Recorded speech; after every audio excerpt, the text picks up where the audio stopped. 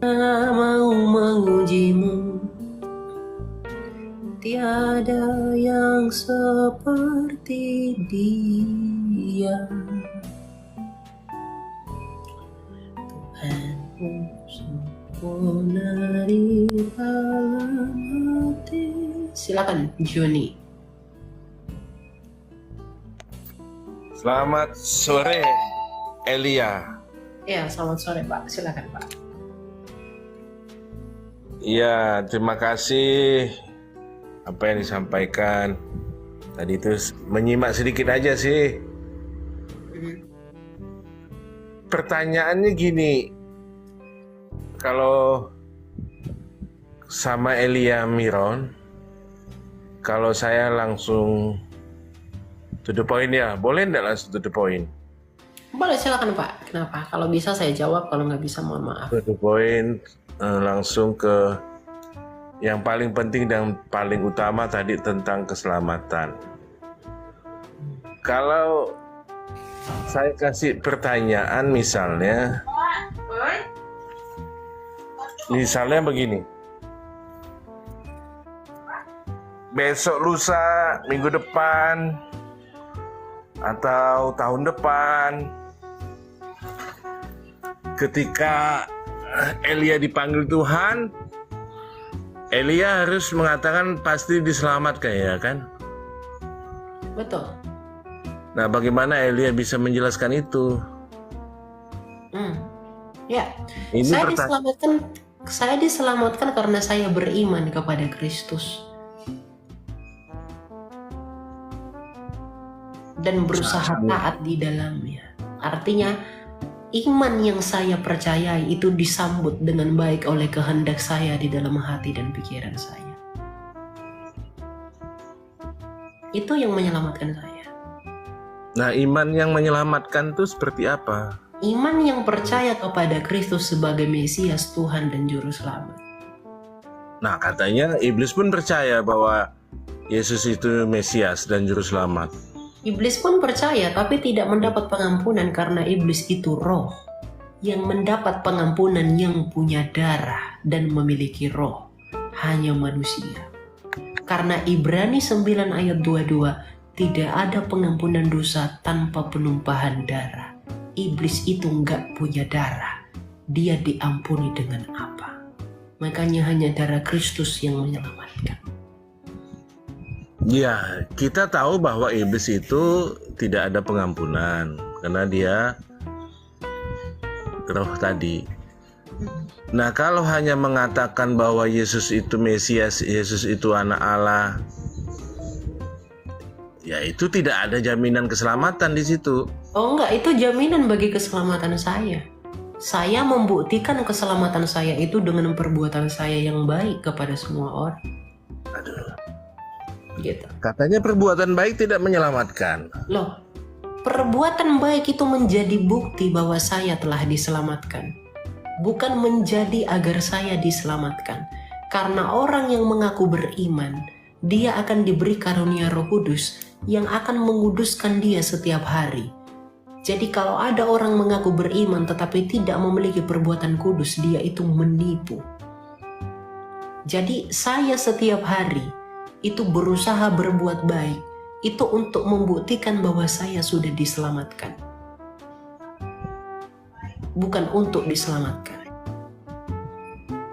Ya. Jadi berbuat baik itu saya setuju, tanda sudah diselamatkan.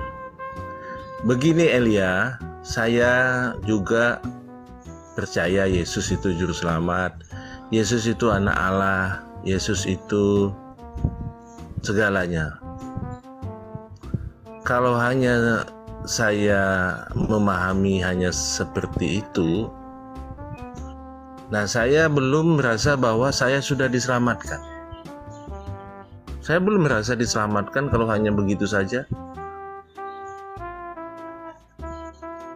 Bagaimana Ya, itu? iman setiap orang itu berbeda-beda. Penghayatan iman orang itu berbeda-beda. Bagaimana Petrus menghayati imannya dan bagaimana Paulus menyelesaikan pertandingannya itu berbeda. Tapi mereka pasti selamat. pasti selamat ya. Nah, itu kunci pasti selamat itu yang saya senang. Pasti selamat. Gitu. Saya mengimani begini. Kepastian itu saya dapat bukan hanya untuk saat ini. Kepastian itu saya dapat itu nanti ke depan pun.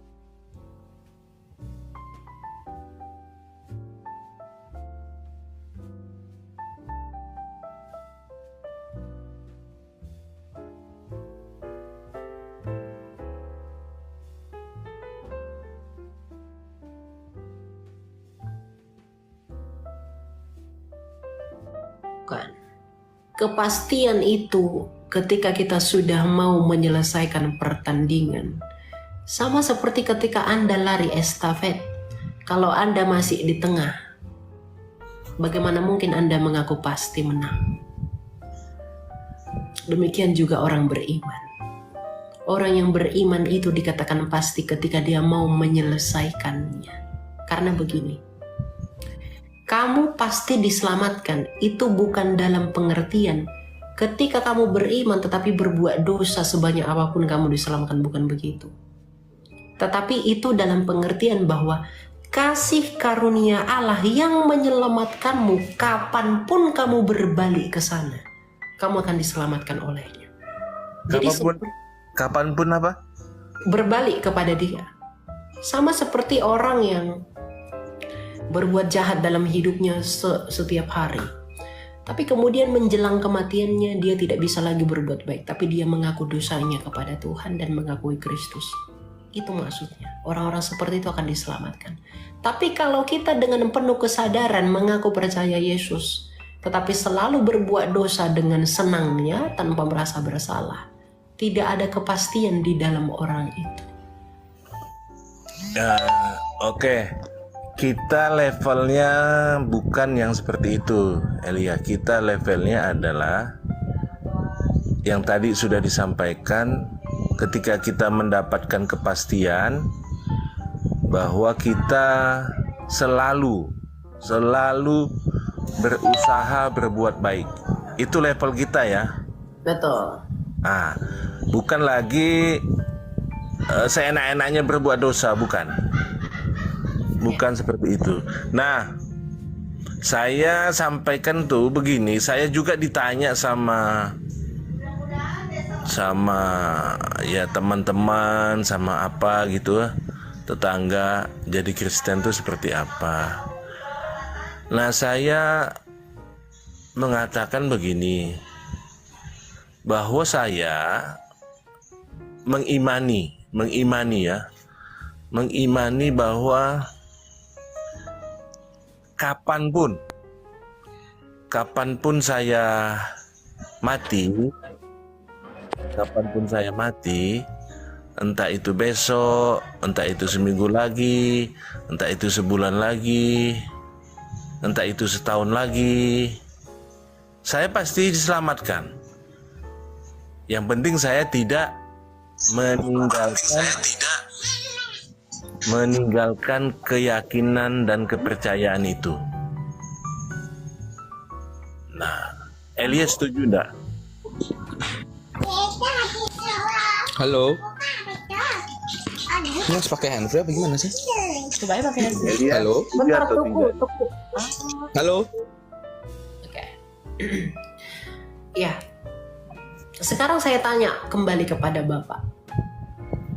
Ketika misalnya Anda mengaku Kristen, besok Anda merencanakan membunuh seseorang, saya harus habisi dia, bunuh dia dengan keji, potong tubuhnya dan lain-lain.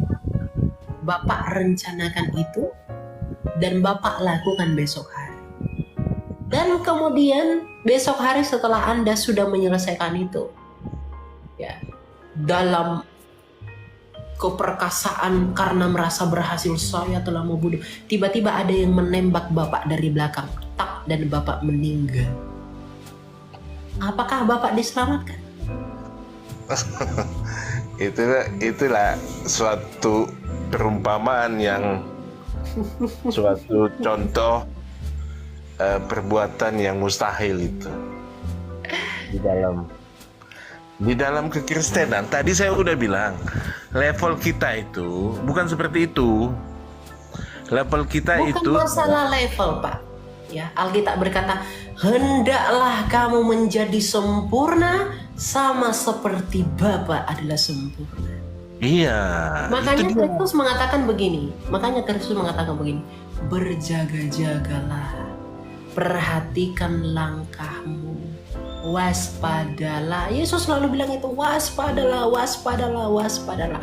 Agar ketika kematian itu datang seperti pencuri, kita tidak didapati telanjang.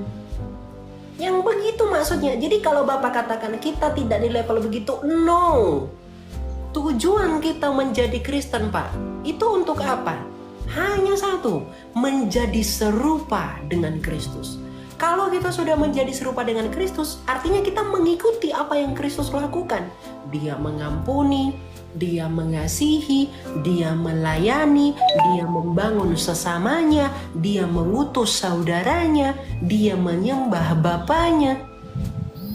Jadi tujuan orang Kristen itu bukan kamu di level ini, bukan begitu, Pak.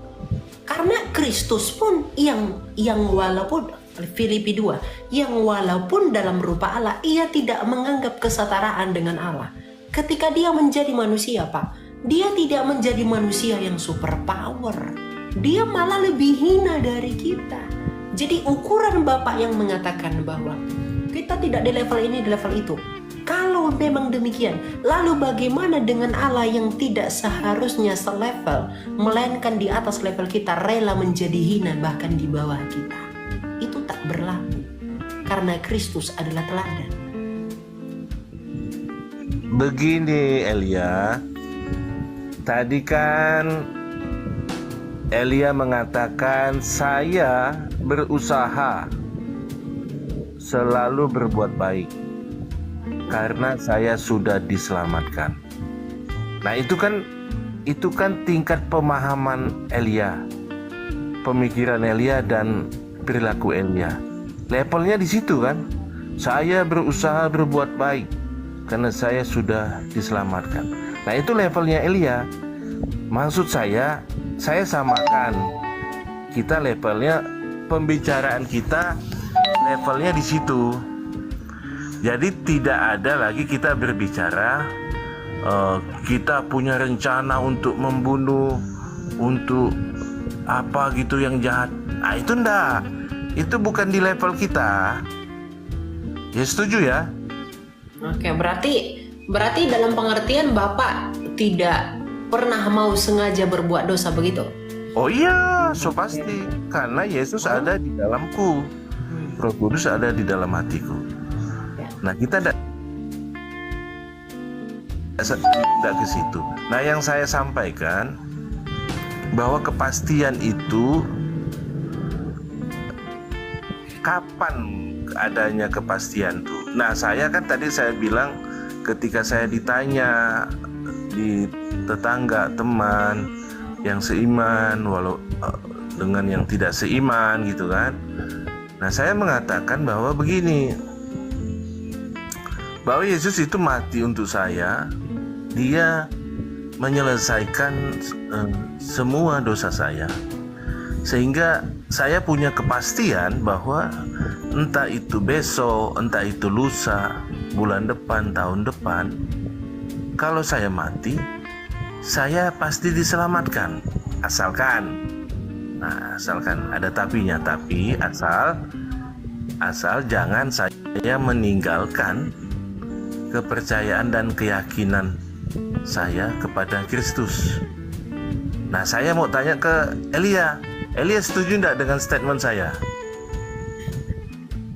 Ya saya setuju, tapi dalam catatan Anda tidak merencanakan dosa dan selalu meminta pengampunan dan penyesalan akan dosa yang sudah dilakukan.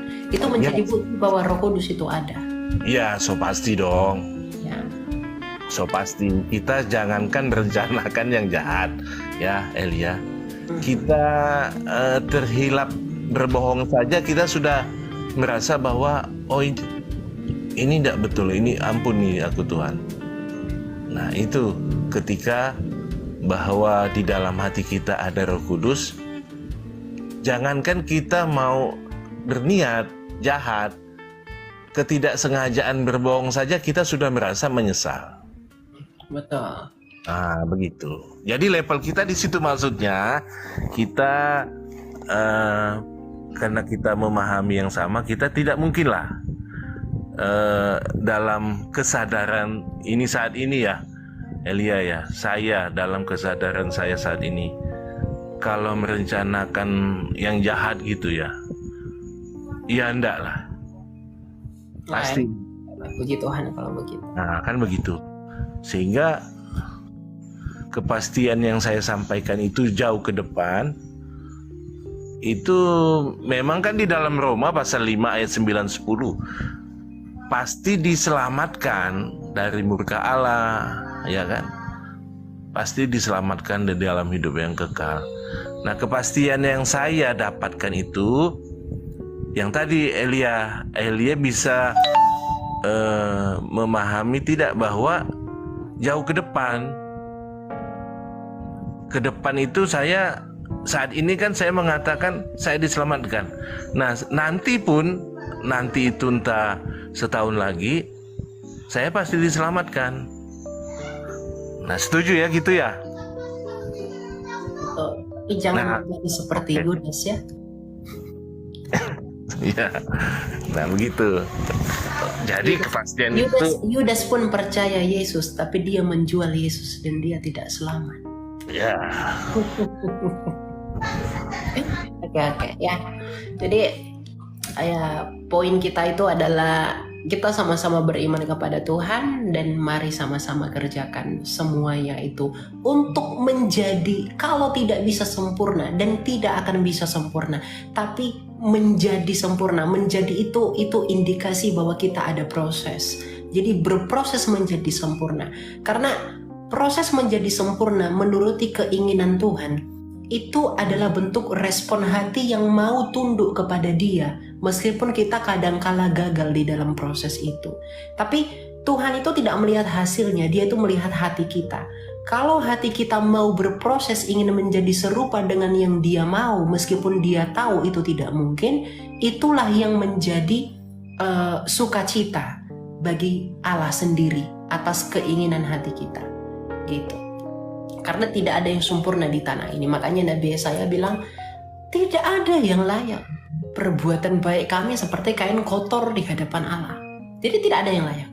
Tapi kalau hati kita meresponi panggilan Allah dengan penuh tanggung jawab bahwa aku mau menjadi serupa denganmu ya Tuhan, yaitu Kristus yang datang dari Bapa kita itu, nah maka kita berusaha di dalam prosesnya. Nah, walaupun nanti kita kadang jatuh ya, kemudian bangkit lagi. Artinya ada niat. Daripada dengan orang yang sama sekali, oke lah nggak apa-apa, buat dosa aja. Nah itu beda hal. Artinya respon hati. Makanya dalam Amsal dikatakan, jagalah hatimu dalam segala kewaspadaan, karena dari situlah terpancar kehidupan. Kalau itu tidak hanya berbicara tentang kehidupan sekarang, tapi juga kehidupan yang akan datang. Begitu. Jadi mari kita kerjakan bersama-sama agar kita bertemu dalam kerajaan Bapa kita itu. Ya? Oke Pak Joni? Tuhan berkati selalu. Ya.